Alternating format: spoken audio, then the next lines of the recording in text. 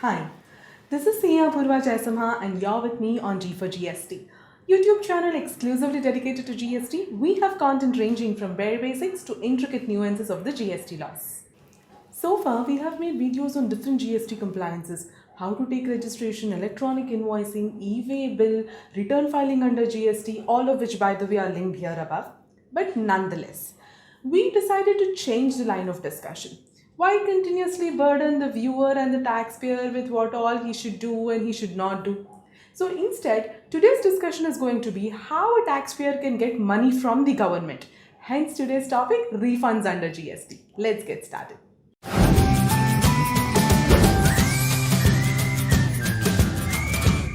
This video is brought to you by Filing Hour, India's first financial services aggregation platform. Download the application from Play Store and help us connect you to a host of finance professionals. Your compliances are now just a click away. There are in total 12 categories under which refund applications can be filed on the GST portal online.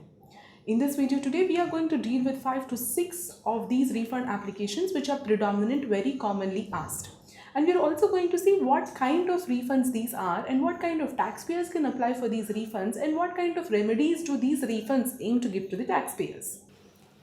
The first and foremost type of refund application that we are going to discuss is refund of excess balance lying in the electronic cash ledger. Now, to those who have earlier watched our video on how to make GST payment, which again is linked over here above, would appreciate and understand the role played by the electronic cash ledger in the process of facilitating GST payments. So now, while generating a challan to deposit the money into the electronic cash ledger due to oversight and typographical errors, it sometimes happens that significantly undue and excess amounts get deposited into the cash ledger. So let's take a situation where your GST liability is 30,000 rupees to be paid in cash. Now, while creating the challan, erroneously you enter 10 extra, which means 3 lakh rupees now stands debited in your bank account and sitting in your electronic cash ledger. What to do now? First things first, there is no need to panic. By making this refund application, you can happily get a refund of the money that has been unduly, excessively deposited into your electronic cash ledger. The money which has come from your bank account into the electronic cash ledger can be sent back into your bank account. This refund application is also beneficial for those taxpayers who excessively engage with the government. So significant amounts of money continuously gets deposited into the electronic cash ledger in the form of GST TDS. While GST TDS is discussion for another day, we are here to understand that so many lakhs of rupees which are just lying, unutilized and literally rotting in your electronic cash ledger can be put to better use in your day-to-day businesses and meeting the liquidity crunch if you apply for this refund and shift the money from the electronic cash ledger back into the bank account. This is one of the most simplest and easiest types of refund applications that can be filed online. The next type of refund that is up for discussion is refund of excess tax paid. So yes, you are not merely depositing money into the electronic cash ledger and waiting for it to come back. You have actually paid excess tax. So tax that you have paid in excess has reached the government's treasury. Now, why would anybody pay excess tax? The reasons are aplenty. I will give you one example. So let us say the sales team has generated an invoice and subsequently cancelled it. But the information about invoice cancellation never reached the accounts team. The accounts team has uploaded this invoice and also paid the tax applicable on it. So how do I get this money back? Because the tax has been paid, which means that the money has reached the government's kitty. So there is a separate refund application to be filed in these circumstances also. But one thing has to be acknowledged over here. This is not going to be a simple and straightforward refund application, mainly because the money has gone to the government and you are trying to get back the money which has gone to the government. So in such situations, the hassles there are going to be and also the kind of questions and the kind of interaction that you are going to have with the GST department are aplenty. But yes, by filing this refund application, you can still get back the money, get back the taxes that have been paid in excess. Next type of refund application up for discussion is refund of excess balance lying in the electronic credit ledger.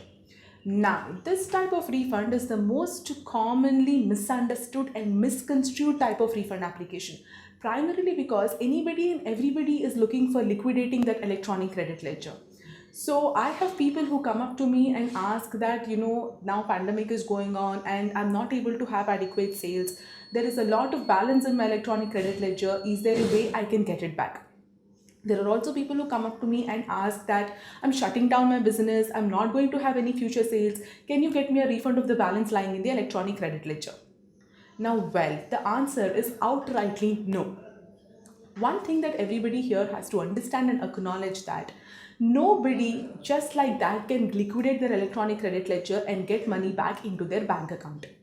Refund of excess balance lying in the electronic credit ledger is allowed and permissible only for certain types of businesses and certain types of industries. Then, who can apply for this refund? First things first, you have to either be an exporter yourself or be engaged in the export supply chain in order to be eligible to apply for the refund of excess ITC in your electronic credit ledger. So what I essentially mean to say is that you yourself have to be an exporter. You could export goods or you could export services without payment of duty. So when you're exporting goods, because there is no GST liability on exports, you're continuously accumulating your input tax credit and you're applying for a refund. Another modality where you can apply for refund being engaged in the export supply chain is when you make deemed export supplies to those who are exporting goods or services. There are also supplies made to SEZ units, special economic zones, which do not trigger any GST, and hence suppliers to SEZ units also become eligible to apply for refund under this category. So in conclusion, what I get to say here is that either be an exporter or be engaged in the export supply chain or be connected with making SEZ supplies. Only then you can apply for a refund of excess balance which is lying in the electronic credit ledger. Merely because of pandemic or merely because of the business modalities of you unable to make as much sales as you expected, you cannot just apply for a refund of the excess balance lying in the electronic credit ledger. The next category of refunds up for discussion is refunds due to inverted tax structure. Now, in continuation to our discussion on export category refunds, which we just had a few seconds ago, I would like to here pitch in that this is the only category of refund application that can be made for excess balance in the electronic credit ledger, even if you're not engaged in exports. That is, if your business is falling into the spectrum of inverted tax structure. So what is inverted tax structure? Inverted tax structure is a business modality where there is a rate disparity between your sales and purchases.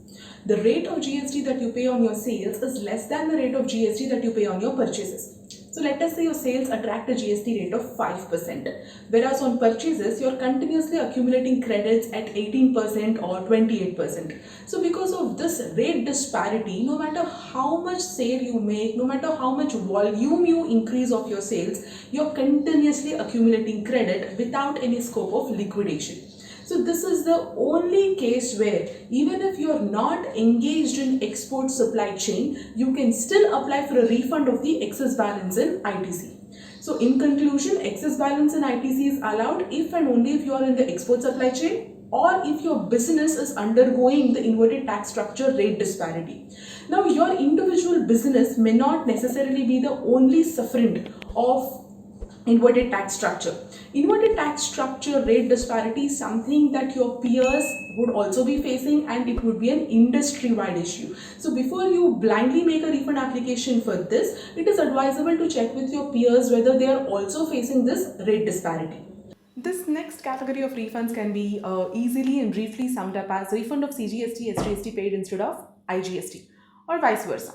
Now, GST laws are still new. People are still trying to get their head around what tax has to be paid. So it is but natural that I pay a wrong tax, a wrong levy, while I had to pay some other levy. So let us say I paid CGST, SGST, while the actual tax to be paid was IGST. Now, the government laws require you to ensure that you pay the right tax. So you end up paying IGST. But the question here is what happens to the wrong tax that has already been paid? Well, you can apply for a refund and get it back. This next category of refunds is entirely residual. If you ask me what type of refund should I apply under this head, I don't have an answer. And neither do the CGST laws. Now, through various circulars, clarifications, the board has repeatedly urged the taxpayers to choose this residuary category of refund when you are unable to apply for refund under any of the other heads available on the portal. So that option is available to you also. If you are unable to apply for refund under existing categories, you can go for this residual option. So we hope this video was quite informative and insightful to you. You were able to gain a good understanding about the different types of refunds that are there under GST. Please do leave your suggestions in the comment section down below to help us understand what kind of topics you want us to make further videos on. And we urge you to support us, to like and share this particular video and subscribe to my channel and hit the bell icon.